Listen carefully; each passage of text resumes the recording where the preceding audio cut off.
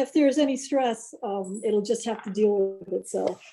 That's Let's right. see. Okay, so several people have showed off some really nice card weaving, and I haven't done very much card weaving, but I thought my approach is probably a little different from everybody else because of the way my brain works.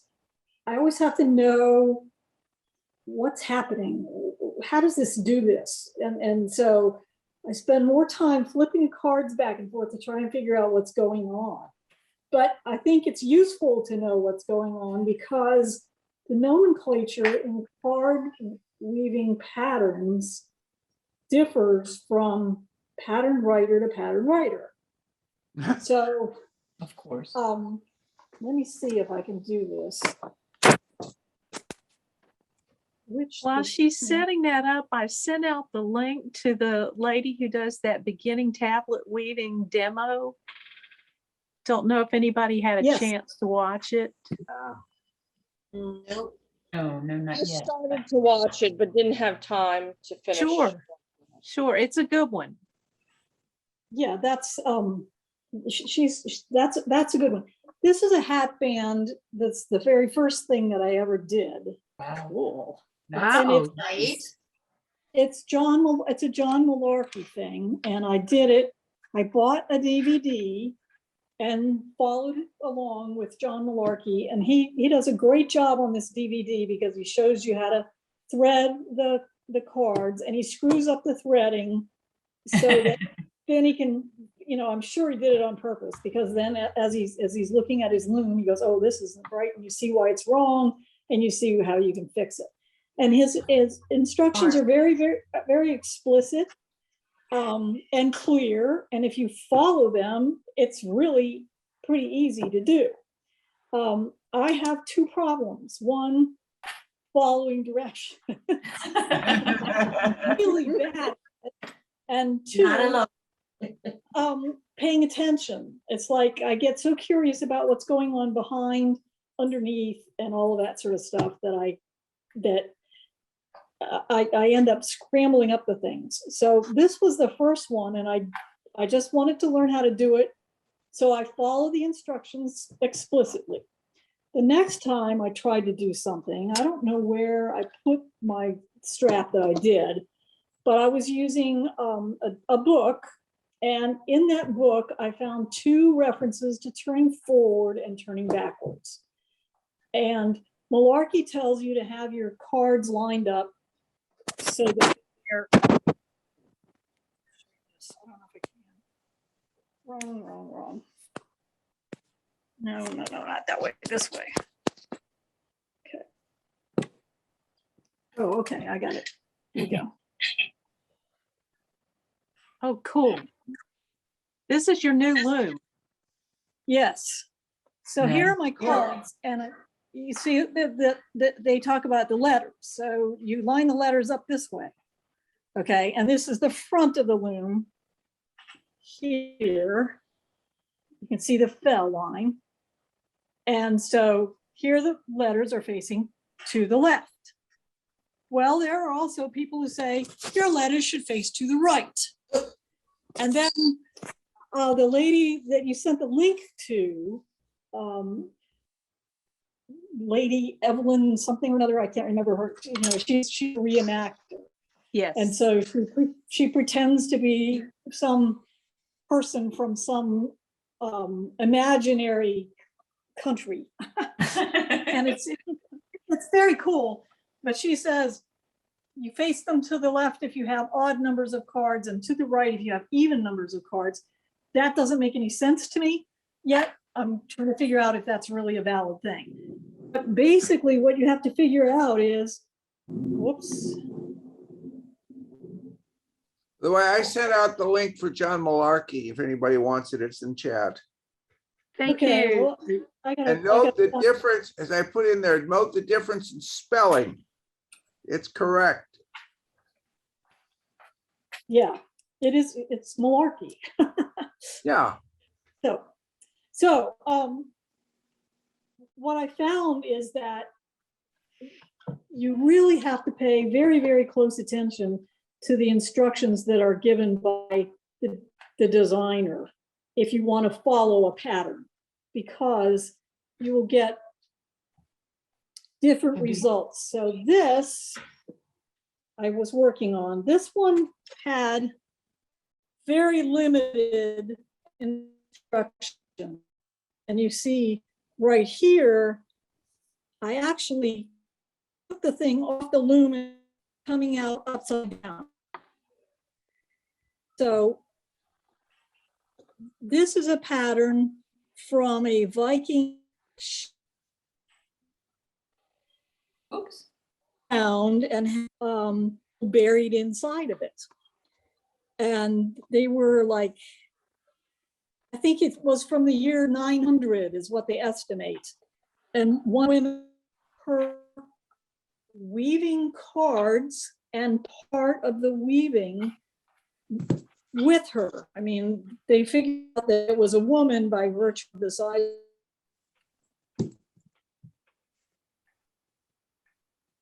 Oops.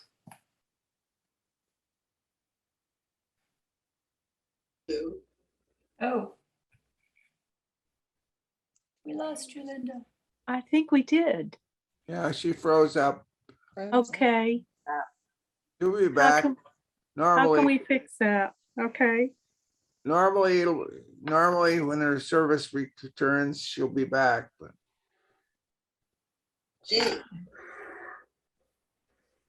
No, do we we need- apparently totally lost her now. Oh, Wow. Oh, right. Yeah, well, she she might have probably disconnected logged to out reconnect. and is trying Yeah. to come back in.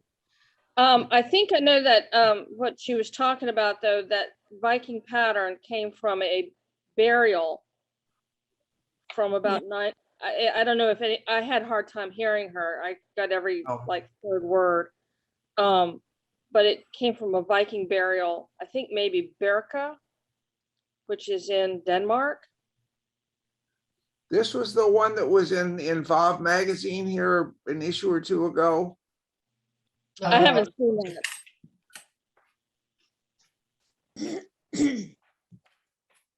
dear. She's And that's still what, listed. 900 AD? Yeah, 900 Okay. AD, yes. 900 C, BCE, whatever you CE want is to call it. down. CE. I think She's she's, yeah, muted. there she is. But she's She's muted. back, but she's muted. Yeah. Linda, we got you back, but you're muted.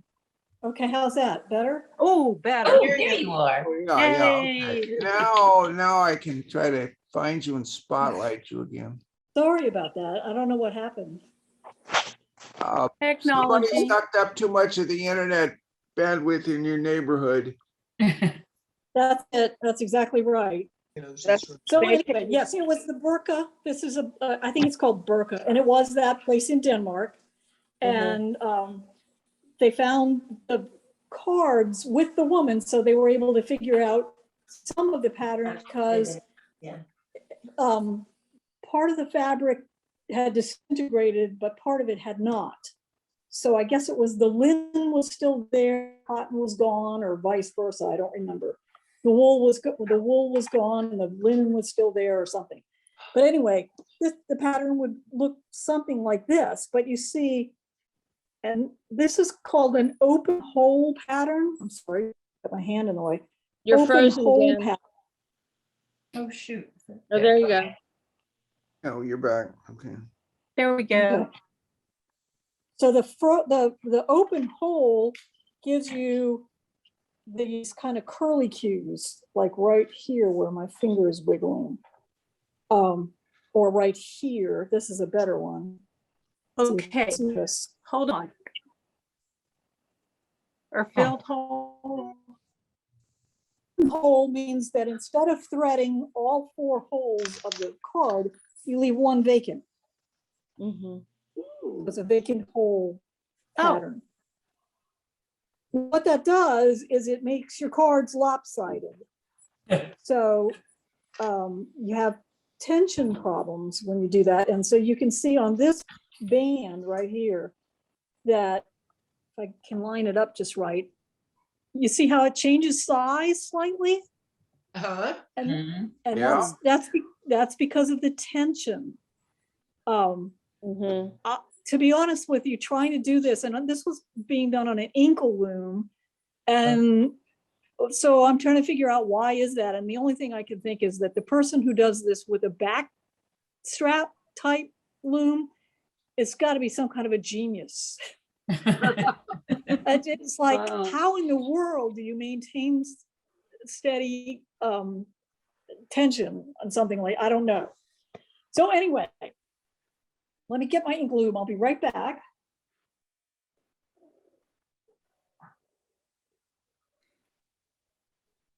What I just heard is that maybe the inkle loom is harder to use.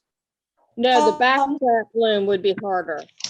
I think a back strap The back strap loom is loom harder. would be harder. Because the person would actually physically move around and the tension would change Okay, on the piece.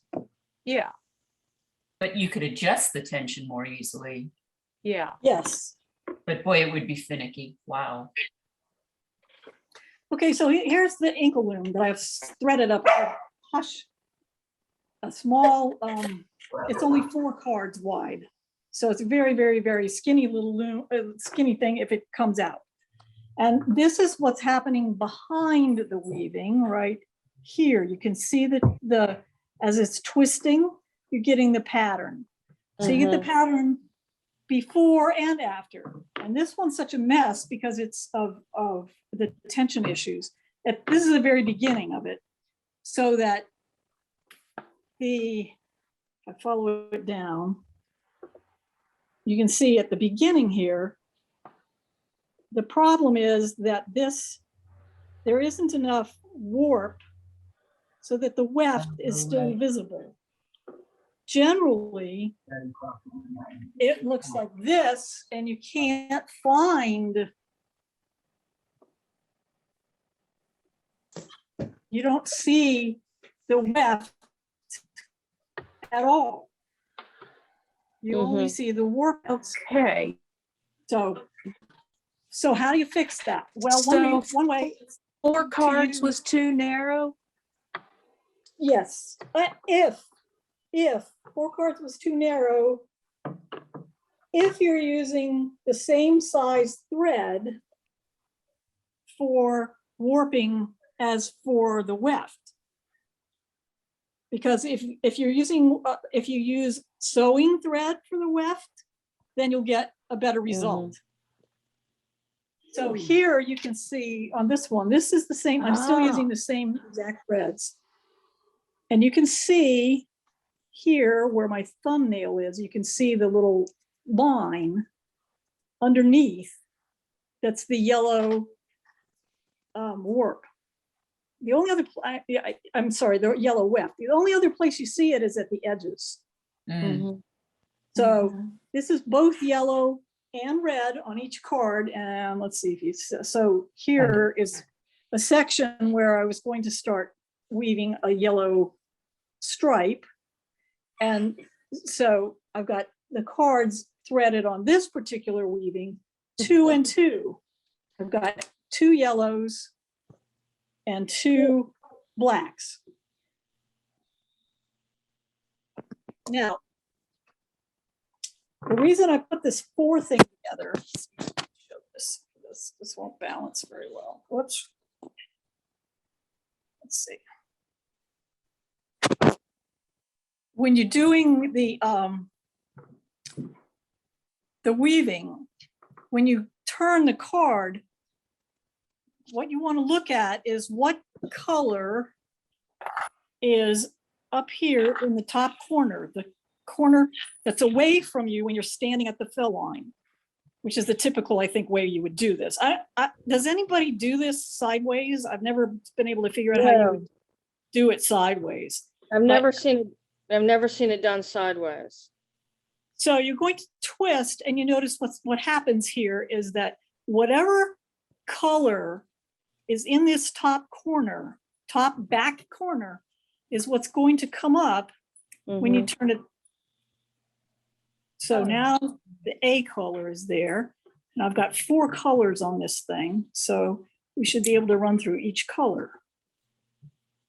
And, you know, I think there's some debate, maybe I don't know, there was when I was doing it 100 years ago, whether it was actually weaving or was it braiding? Well, it's both, because Yes. you're braiding what's on the cards, you're braiding the warp, but you're weaving because you do throw a weft in there, which locks it in place. Right. It's interesting. It's a very interesting technique. And it's slow. Yes. You're used to weaving on a table loom or a floor. Get this rhythm going when you're on the floor loom. Step, throw, beat. Step, throw, beat. Step, throw, beat. And when you're doing this, it's backwards because you beat before you throw. And if you're used to doing it the other way, you get this neat rhythm going, and it's very meditative. And then you do a card weaving, and the rhythm is extremely interrupted. And of course, to do all the colors and designs and everything, you have to break your deck up. So for this one, I've got the yellow stripe working. So basically, I would pull just those 4 cards forward or back, either way, to separate them, because I'm going to turn them differently from the other cards. Oh my God. Oh, Now, is So this when you- how you get letters? You know, when you, that's exactly correct. So Okay. when we have the next meeting, I should be able to show you. This is going to be a collar for my dog. That's going to have her phone number woven into it. So what I have to do is figure out what do the numbers look like. So I started doing a 7. Let's see if I can show you this. You see right there, I started right there, and I've got 4 picks done. But the problem is I'm focusing on the top of the 7, thinking that's how a 7 is drawn. But of course it's not, because you have to always think of it as just the pick per pick. So what I need to do is I need to start the 7 down here for the bottom of the 7 and have We it. can't see that. We can't see where you're poking at. Sorry. There we go. Yeah. I've got to start. I've got to throw in a yellow a section of yellow right here, and then one right here, and then one right here, and then up here. So I need to unweave all of this little section, and then weave back again. And that's a pain in the neck, but every time I do it, I learn something new. Right. So the reason it's important to realize this thing, that's the main thing about the corner bit and what happens when you turn the card, what color comes up next is that. I see you have toothpicks Hang on. in with your weft. What are the toothpicks there Yes. for? The toothpicks are there just to get it started, simply because they're very stiff and they're small. And if you use regular thread, it's not strong enough to make the thing lie flat and get started. And also it helps you get the size together quickly. You can use fat yarn. You can use a piece of rag.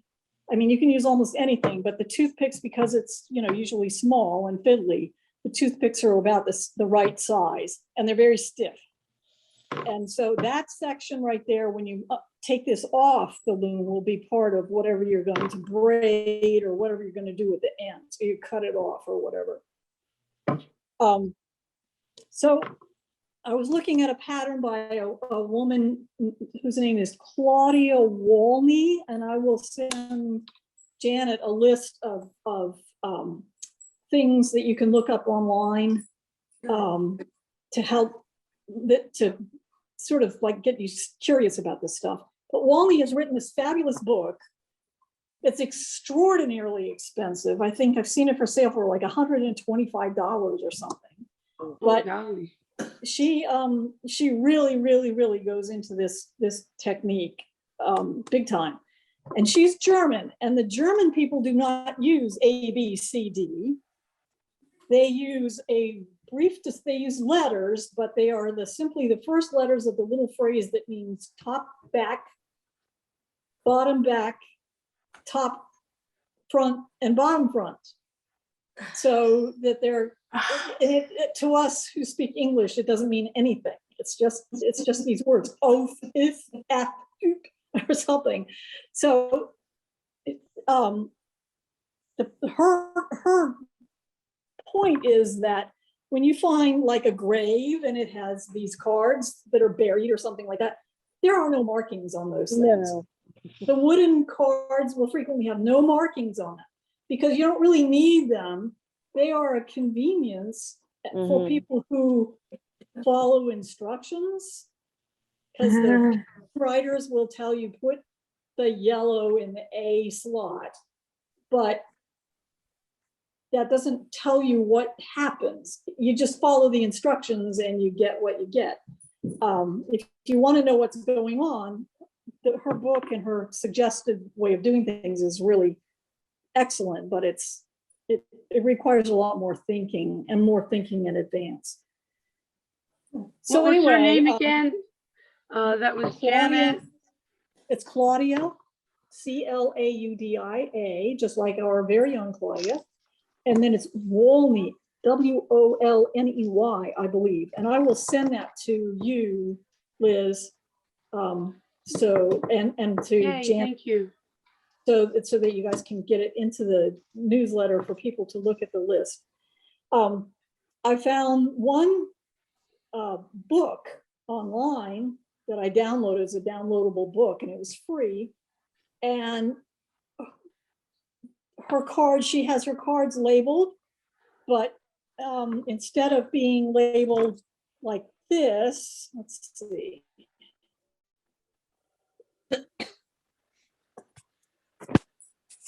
Okay, let's see. Sorry, I keep pushing the wrong button while I pick up this thing. So you see how it's A, B, C, D in a clockwise fashion? Uh-huh.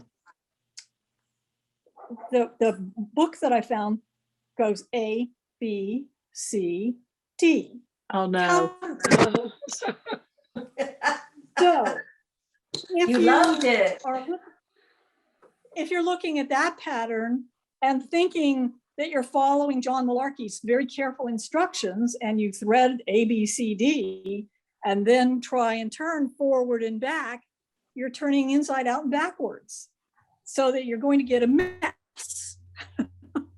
You're going to get something like happened here. So it's really a lot of fun. I'm enjoying it. You won't get just a mirror sorry. of the pattern? You might get a mirror of the pattern, but if you have the cards actually going in the opposite direction and you don't follow the same turning instructions, you think, well, I always start by turning forward 4 times and then back 4 times. You Right. won't necessarily, because it's going to come out differently. Okay. So if you're doing letters, for example, you don't turn 4 times. That's your saying. I've got, if you want to do letters, I'm sorry, the sync is not what you want to look at. You've got it. I've got two threads. I'm sorry, they're back here. 2 threads. So I'm going to be doing 2 turns forward and 2 turns back to keep it black. And if I want just yellow, I've got to do 2 turns forward and 2 turns back with just the yellow stuff on the top. But you see this card down at the bottom is threaded with black. So if I do 3 turns, the next color that's going to come up, pull this forward, the next color is going to be black. And that's going to be what's going to show. Mm-hmm. So it's complicated to think about, but when I know what's happening with it anyway, it makes the patterns make more sense to me. And then I can also figure out where I have screwed up and how to fix it a little bit better. Mm-hmm. So this loom A couple of hints if you want to try this. Normally, when I did it on this loom here, I tied the thing together across here so that it was a continuous warp. And you just, could do a continuous warp. The problem with that is that you build up this twist right here. You can always just try to push it back, but eventually it'll be too tight. And so I bought some fishing lures. Let's see if I can show them to you. For weight. Let's see. They're probably not going to show up here. Yeah, they're hidden. Are they swivels? Yes, fishing swivels, or as people who were on the website were saying, weaving swivels, but they're sold in fishing stores.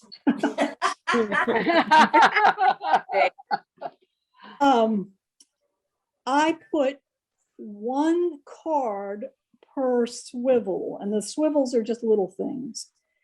And Okay.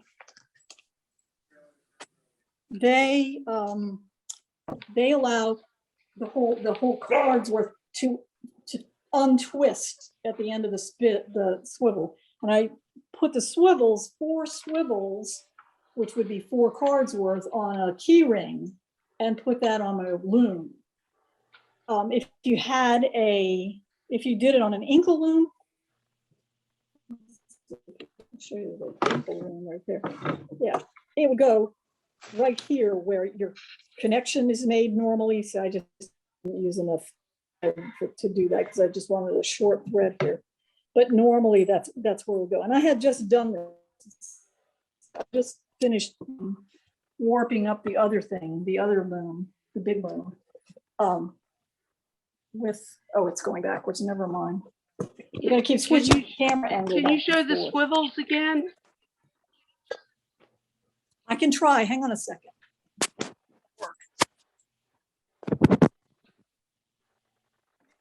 So you use 4 swivels per card? No, Or one swivel per card. So you can see the key rings, but you can't see the swivels because they're tucked in back. Let's see if I Gotcha. can- Okay. Could I ask one question about the key rings? Yes.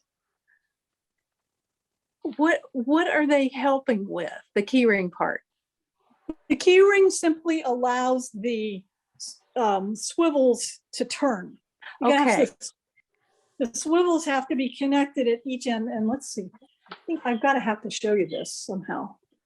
So the swivels have to be connected at each end of the threads, the front and the back. Right. Okay. And so the key ring holds the swivel in place so that the middle section of the swivel can turn. And that allows the thing to untwist.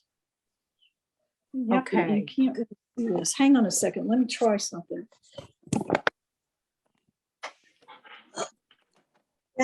Sorry. What I'm going to do is I'm going to try and loosen up the tension enough to release the tension enough. There we go.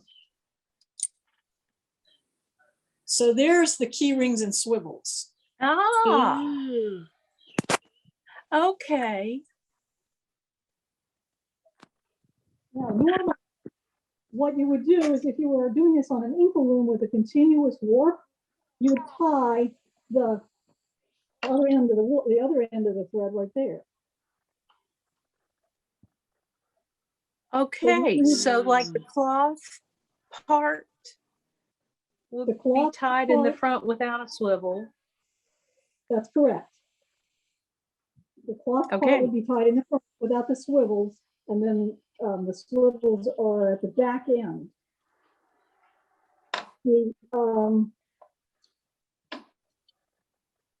When you do this, Linda, what- do you what I just like did was I just your- released.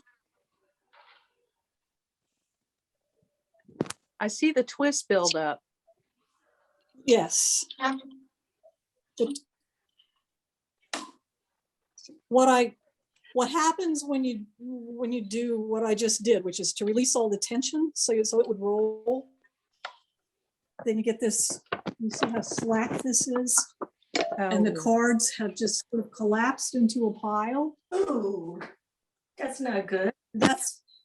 No, it's not, but I mean, it happens, and you will allow for it because you have to let the tension out across loose sometimes when you're going to move everything forward. So now what I have to do is double check that none of the cards have leaped over each other, because when the cards leap over each other, which happens unfortunately a lot. Let's see if I can show you. I'm going to show you this mistake here. There's one. And so what you're looking at here is a potential for a big mess. Because Okay. now one of the cards is out of position, and I try and turn it, and you see how that little thread is crossed right there? Mm-hmm. It'll move out of the way, but it's going to move down or up at random. And if it goes down, then it's going to get twisted up in the wrong place. And it's all of a sudden you won't be able to twist the next time. You won't be able to turn the cards because it'll be stuck. And you see, in just doing that, I've managed to tangle up 3 of the cards in one move. Okay. So you have to be really careful when you release the tension, which you have to do when you advance the work. Do you number the cards so that you can fix that? No, I haven't. I think it would probably be helpful if you did, but I don't, because I use the same cards over and over for the next project. After you finish one set, use the same cards. So Okay. I just Yeah. don't bother to number them. And I just have to look at it to make sure that it's tidy every time. If I remember, Okay. I would put rubber bands around the cards before I would release the tension, but sometimes you forget. Right. Or sometimes it just happens, Yeah. I found this is to be an extremely useful tool. It's a chopstick. Oh, yeah. And you can use it at the beginning of the weaving, or if you wanted to, you can insert it into the cards to hold it in position There you go. temporarily. When you release the tension, for example, and you just need a temporary hold rather than trying to get around the whole thing. Longer period, a few moments worth, the chopstick works really well. But you can't turn them with the chopstick because you can see what's going to happen. Now it's stuck. Yeah. That's as Okay. far as it goes. So, but it's a great tool, cheap. If you've ever had a Chinese meal, you've got one of these lying around somewhere. Sorry. So I'm hearing from you, Linda, that it's easier to follow one person's directions at the beginning since there's so many different things. And there are some people, of course, you can read books and so forth, but you have to even be careful. Like I said, I looked at one book and it was an older book and it has been revised. And I don't know if she's made the same mistake again, but at one point she talked about turning forward and back, which everybody says, 4 turns forward, 4 turns back. Well, what does that mean? Okay. Here is my loom. Oh, shoot. Sorry. Gotta get back again here. Okay, here's the loom. Oh, that's the dog. Okay. This is the back end of the loom. And we're going to go to the front. Which way is forward? Yeah. Okay. Or toward and away. well, toward what and away from what? So Okay. I thought forward. I'm thinking, here I am standing here. These are the people on stage. And I say, all right, everybody on stage, take one step forward. And they're going to come this way. See how it rolls closer to me as the director. That's not really what most people mean when they say move forward. They mean like a bicycle wheel, go Yeah. forward. Oh, So- my goodness. So the problem is you have to figure out, and usually they'll include like maybe a picture with an arrow. And if you look at the picture with the arrow, you know which way they want you to turn, and you can do that, but you just have to remember. So I just always try, if I'm trying to write out instructions for myself, I try to remember to change it to towards the fell, away from the fell, because we all have a Okay. fell line. I mean, no matter what happens, we got a fell line. There it is, right there. And so things are going to move the cards towards the fell or away from the fell.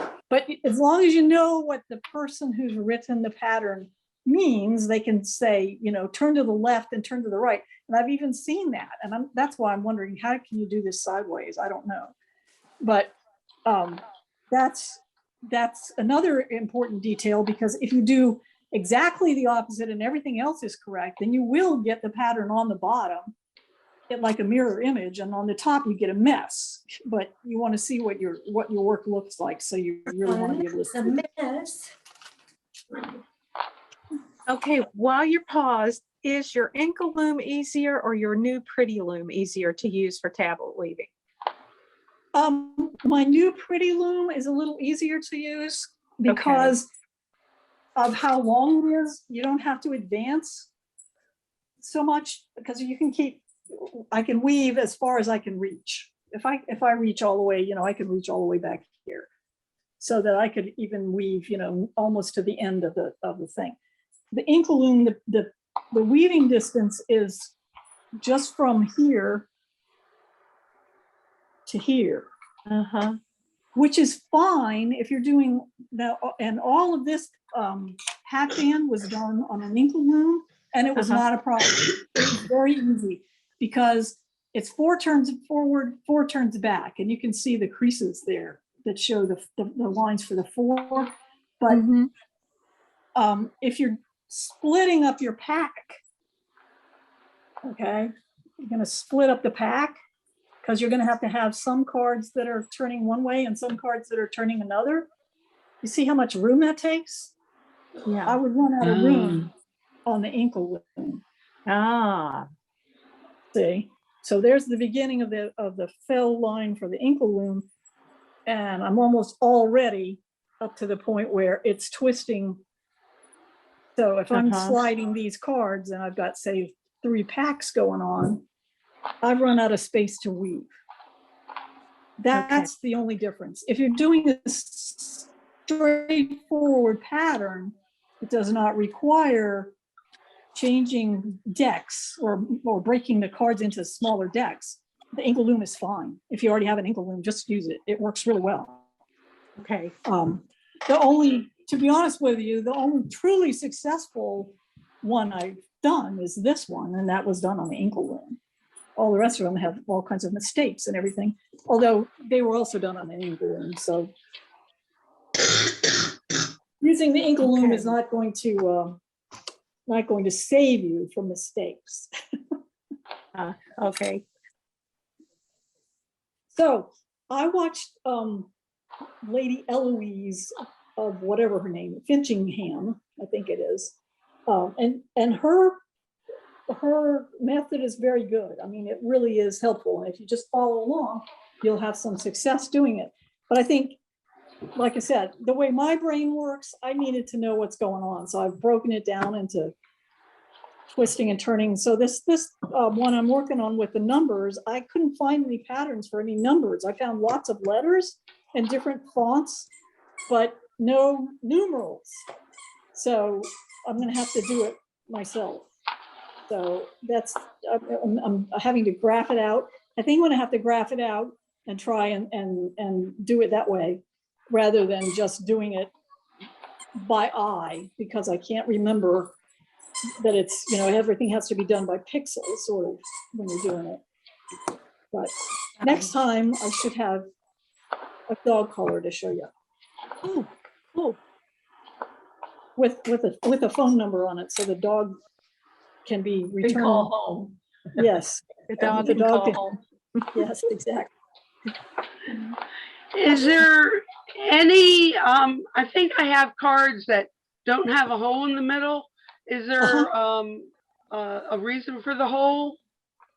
There are some patterns that use all 5 holes. They will have just like one thread in the middle. I'm not really sure how that would work because it seems to me that you'd end up with an extra twist in it. But there are some patterns with 5, and there are also cards that are 3 corners, like triangular. They don't balance very well. There are cards with 6 holes, so you can get a more complicated pattern. But I think, to be honest with you, the 5th hole in this one just makes it a lot easier to do something like the chopstick to put in the middle. Or another thing that would work is like they have those really long safety pin looking things that you put your knitting on to Right. save your knitting. Stitch holders. Yes, a stitch holder, and those can be used. You stick it in the hole there and use it for that. I'm not really sure why there are 5. Again, supposedly there are patterns where you run one thread through the middle. A lot of the people who really get into this end up doing brocade, which Oh my involves, gosh. which involves like sort of like an embroidery stitch on top of the whole thing that you weave at the same time. And I have avoided looking at that. It's just too mind-boggling for me at the moment, particularly since I would have to know, how does this work before I could even start it? And I don't think I would ever be able to figure it out. Very involved. It sounds very involved, and it sounds to me like I'm going to have to pick one person to follow just until I get something done. Maybe John Malarkey. Exactly. What the Malarkey or the Finching lady, Evelyn of Finchingham. The first one that she does that you sent us the link for, if you just follow that, you'll have some success. And Okay. I mean, and if you don't, it'll be mistakes like the cards jumping over each other. Okay. And you'll be able to see them or tell, all of a sudden it'll come grinding to a halt. It won't twist anymore. You won't be able to turn the cards back and forth. It's like, what happened? And that's usually the answer, is that at some point there was some slack or something. And when you have a large pack of cards and you go to turn them, you have to be careful that they all turn. So, because some of them in the middle, you've got your fingers around the ones at the edge, but the ones in the middle will slip and they won't turn. So you'll end up with gaps and floats and stuff like that where you don't want them. So then you'll know, oops, I messed up somewhere. But the pattern, Lady Finchingham's descriptions I thought were very clear. And I think that you can easily follow her, and she's free. The Malarkey DVD is available. I mean, I bought mine online, but it was very good. If you learn from DVDs or video, that was very helpful. And it's quite detailed. I mean, he really tells you how to warp up your inkle loom and so forth. He does not use any kind of swivels or anything. Okay. So What was the woman's name that you just mentioned? Cindy sent out a link to her website. She's called. Oh, okay. I'll get it from that. Evelyn, or is it not Evelyn? Eloise, it's not Evelyn. Eloise. If you look at it, it looks really weird, but if you sound out the letters, it's Eloise of Finchingham is her character. And she does this whole thing in character as Eloise of Finchingham. Wow.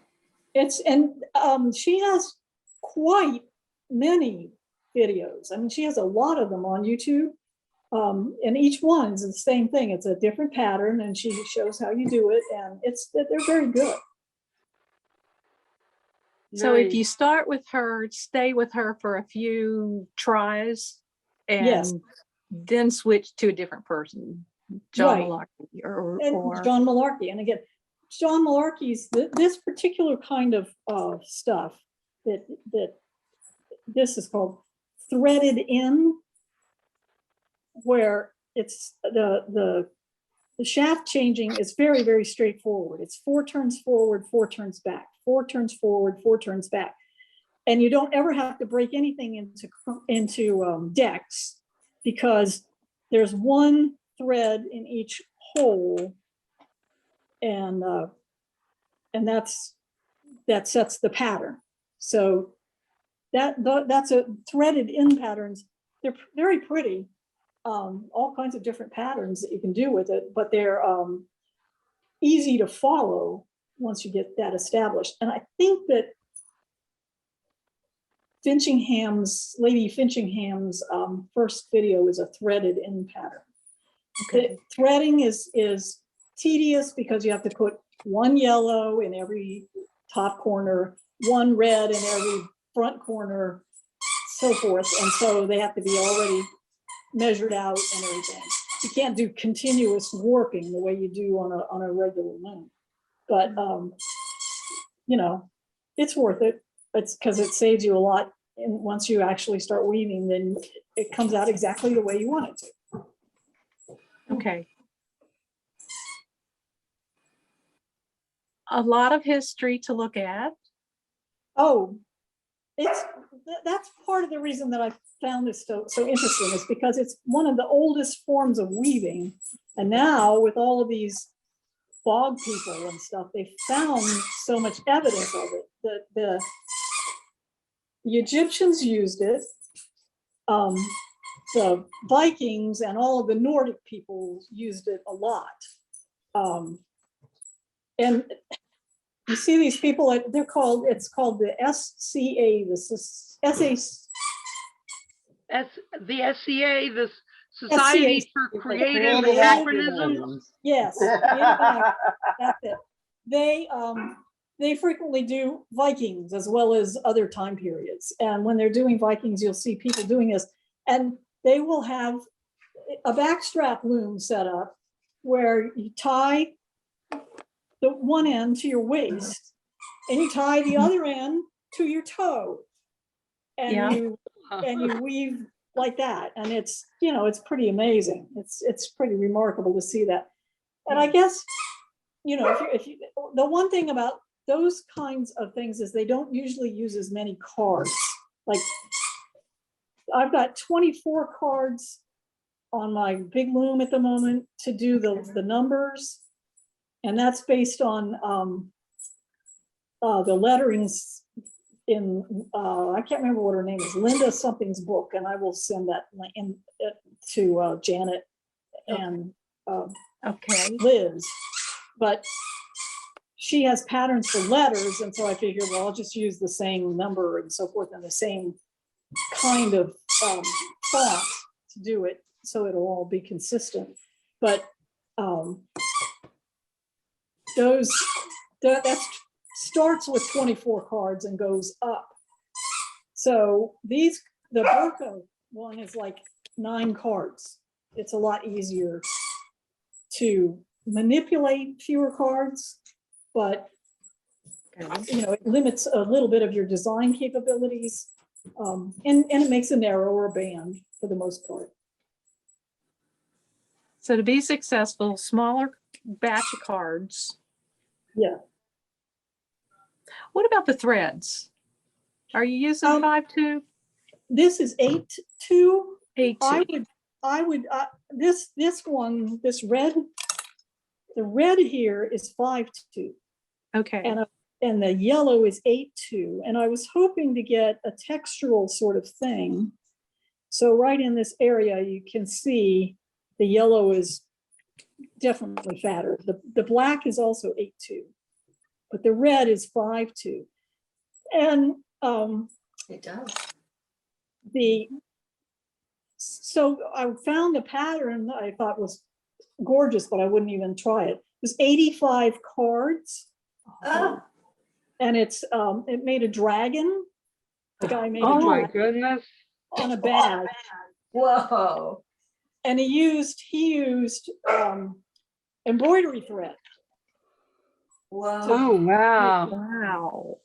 So, but reading some of the websites and stuff like that where people are discussing this stuff, and apparently you get a very, very clear picture if you use buttonhole thread or sewing thread as your weft, because it doesn't show up. You don't really Okay. want it to show up. So the smaller you use for weft, the better off you are. But you Okay. can do it with anything. It's just got to be, it's going to be a sturdy fabric because it is both braided and woven at the same time. Because when you turn one card, you get a twist. Oh, that's Okay. another thing. When you're setting up your cards, you will see some of the people say that you need to get an S and Oh, a Z. And that also means two things, because if you thread your card Z style, so that you go in the let's see, you go in the letter side and down the back, and so that will give you a Z threading. letter But- side, okay. And but- down the But back. when you get the Z threading, your card will lean if you're trying to hold it stiff, like, I'm not sure this thing, how it's twisted. Leans, It'll lean S. So here, you see how this thing is tilting? yes. This is straight. But if you just let go of it, it goes like that. And that's because it's been of the direction that it's been threaded in. And the difference that makes is if you put one S card next to one Z card, then you can get this sort of pebble weave texture. It's a beautiful effect. And it's very helpful if you're trying to do a design to have the background cards going one way and your design cards going the other way. But again, some of the designers, when they say an S card, they mean a card that leans S, and others, when they say an S card, they mean you have threaded it S, which means you would come in the back of the card and go around.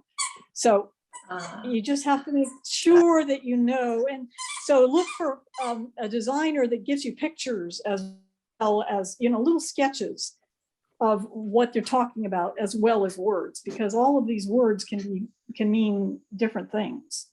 And I have that can get confusing. I have an example of a piece that was half was threaded front and half back. And the rest of the yeah. thing was so bad that it's all been thrown away. So I'm going to put this up in front of my camera. Can you see?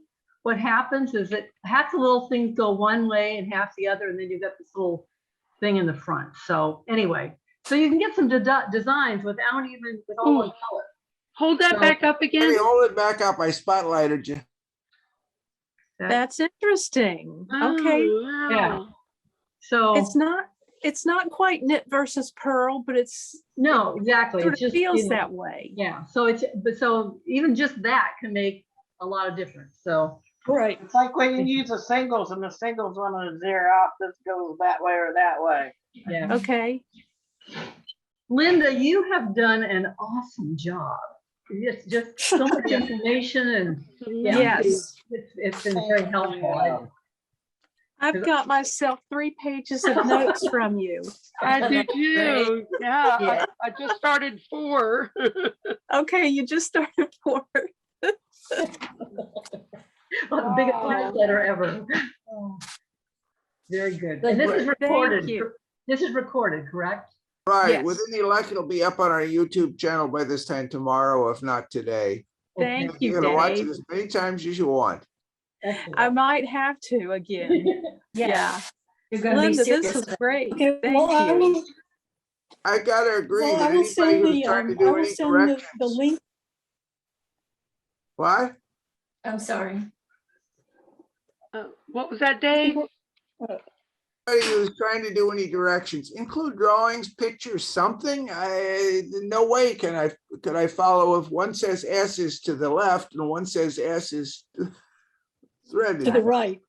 Yeah. I could I not wouldn't keep up have with it. My head would explode. I wouldn't have even Yeah, known to look for Me too, that. Dee. I wouldn't either. I would just be flailing around. Yeah. So I Mine doesn't appreciate, period costume, but it would be nice to be able to follow it. Yeah. okay, so, Well, I yeah, think Wow. Yeah. Thank you so much, Linda. I've got pages of tip, tip, tip. yes, yes, No. I do too. Okay, well, I am just thrilled. Thank you. Yes, thank you.